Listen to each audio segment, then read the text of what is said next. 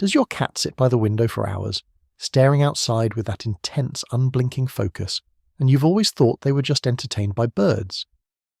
Most owners believe they're providing entertainment by placing a cat tree near the window, maybe even putting on bird videos.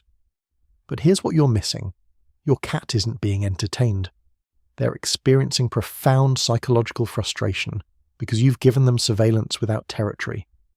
And this single misunderstanding is quietly damaging your cat's mental health every single day. The 10 things we're covering today aren't luxuries.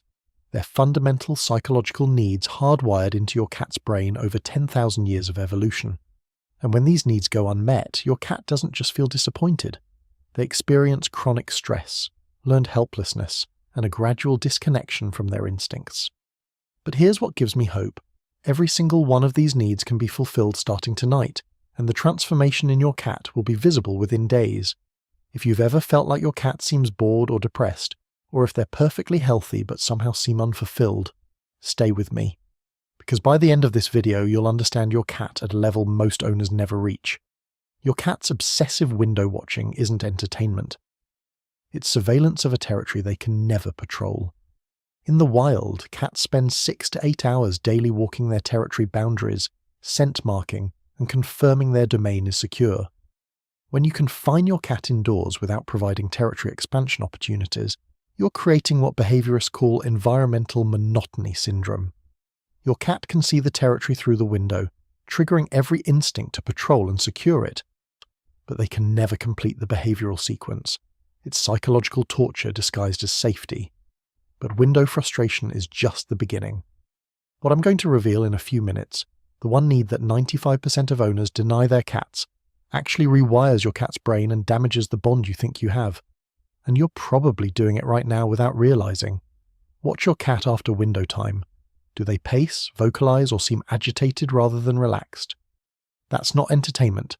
That's frustration you can see. You fill their bowl with food and your cat eats. Simple, right? Devastating, actually. Cats are neurologically wired for a 4-stage sequence: hunt, catch, kill, eat. When you present food in a bowl, you're amputating 75% of their instinctual fulfillment. Research from the University of California's Feline Psychology program shows that cats who never hunt their food show elevated cortisol levels equivalent to chronic stress conditions. Here's what's happening in your cat's brain. The predatory sequence releases dopamine, serotonin, and endorphins in specific stages. The stalk releases anticipation chemicals. The pounce releases achievement chemicals. The kill releases satisfaction chemicals. Only then does eating release contentment chemicals. When you skip straight to eating, your cat's neurochemical reward system never fully activates. They're eating, but they're not fulfilled. This is why your cat seems hungry 20 minutes after eating a full meal. They're not actually hungry. They're neurochemically unsatisfied. Their brain is screaming for the completion of a sequence that never started. Notice if your cat eats quickly, then immediately seeks play or seems restless. That's sequence frustration you're witnessing every single day. And if you're starting to realize just how much you've been missing about what your cat actually needs, do me a favor. Subscribe to this channel because we're diving deeper into pet psychology than most owners ever go. And your cat deserves an owner who understands them at this level. Your cat lives in a 3-dimensional world, but you've forced them into a 2-dimensional existence. In natural environments, cats utilize vertical space up to 6 feet or more, creating complex hierarchical territories with elevated vantage points, escape routes, and resting stations at multiple heights. When you furnish your home with only floor-level resources, you're compressing your cat's psychological territory by approximately 60%. Here's the critical part most owners miss. Vertical access isn't about exercise or entertainment, it's about psychological safety and control. Elevated positions allow cats to survey their environment without being vulnerable, trigger the release of confidence-building neurochemicals, and provide what feline behaviorists call control altitude. A cat at floor level is always in potential victim mode, hyper-alert, never fully relaxed, constantly scanning for threats. Watch your cat tonight. If they're always trying to climb on counters, refrigerators, or shelves, they're not being naughty. They're desperately trying to access the vertical territory their instincts demand for psychological security. Does your cat only truly relax when they've climbed somewhere high? That's altitude security seeking, and you've been calling it misbehavior. You bought toys, you spent money.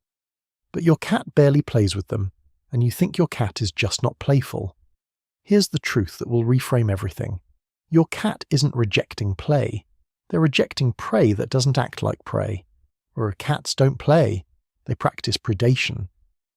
Every fibre of their being is calibrated to detect prey behaviour patterns, erratic movement, sudden stops, escape attempts, size-appropriate speed, and crucially, vulnerability signals. When you wave a feather toy in repetitive circles or drag a string in predictable patterns, your cat's predatory brain immediately categorizes it as non-prey. The movement is too predictable, too controlled, too obviously human.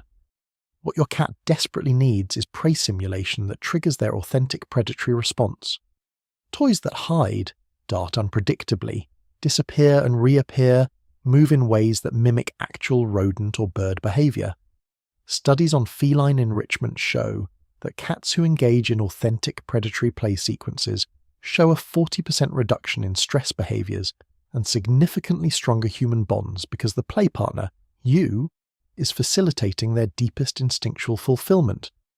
Does your cat's play attention span last less than 30 seconds? That's prey pattern rejection. Your cat isn't broken. Your technique is. This one might hurt. Every time you wash their bedding, clean their favourite spots, or remove items they've scent marked, you're erasing their psychological existence. Cats create identity and security through scent mapping their environment. Those facial rubs on corners, furniture, and your legs aren't just affection. They're territorial documentation. Your cat is literally writing, "I exist here. I am safe here. This is mine," in chemical language across every surface. When you eliminate these scent markers through aggressive cleaning, you're not creating cleanliness. You're creating existential anxiety. Your cat returns to their favourite sleeping spot and their scent signature is gone. Their brain interprets this as territorial invasion.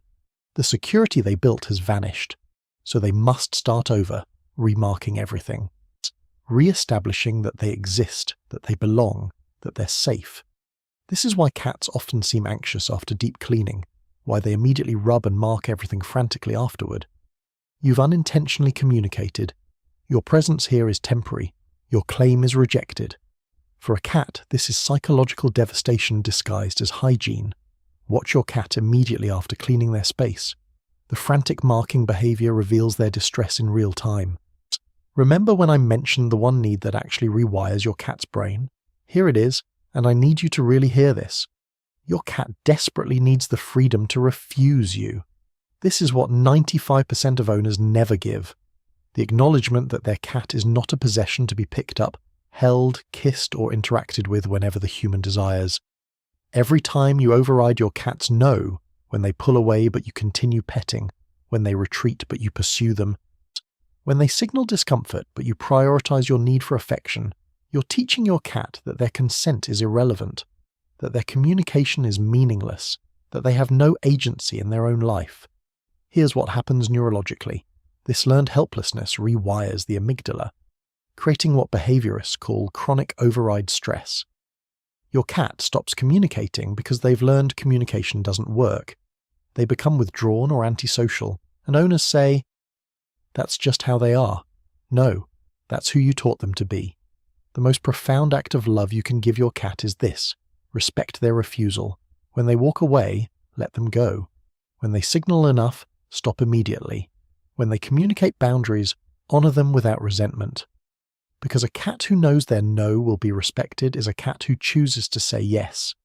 And that voluntary affection, the kind they choose to give when they feel safe, autonomous, and respected, that's the deepest bond you'll ever have with any living being. Your cat has been trying to tell you what they need. They've been communicating through every pacing session after window time, every restless moment after eating, every climb to the higher surface, every rejected toy, every frantic marking session, every time they've walked away from your affection. You weren't ignoring them, you just didn't know how to listen. Now you do. And that changes everything.